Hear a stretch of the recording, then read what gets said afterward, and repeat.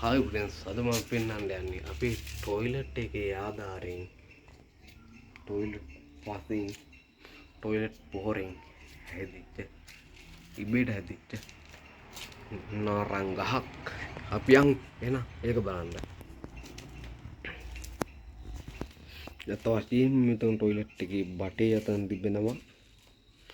ඔයගොල්ලන්ට පේනවා මෙන්න මේ ආකාරයට නාරං ගහ मीटर 100ක් උසට මෙන්න මේ ආකාරයෙන් නාරං කටුද හැදලා තිබෙනවා බලා ගන්න පුළුවන්. අත වශයෙන්ම ඕගොල්ලන්ට මේ මෙතන පේන්න හැංගිලා තියෙන කොළ පාටින්ම නාරං මල් වගේක් හැදලා තිබෙනවා. අත වශයෙන්ම මේ නාරං ගහේ කොළ ගැන කතා කරනවා නම් කොළ අධිකයි. කොළ පාටයි. තිබ්බ නාරං ටික මං කෑවා. අත වශයෙන්ම සුපිරි පොහොරකින් හැදිච්ච හොඳටම හැදිච්ච අපේ වත්තේ විතරක් හැදෙන ඔරිජිනල් නාරං ගහක් කියලා ඔයගොල්ලෝ දැනන් සිටියා නේද? එහෙනම් අපි යන්නද? බයි බයි.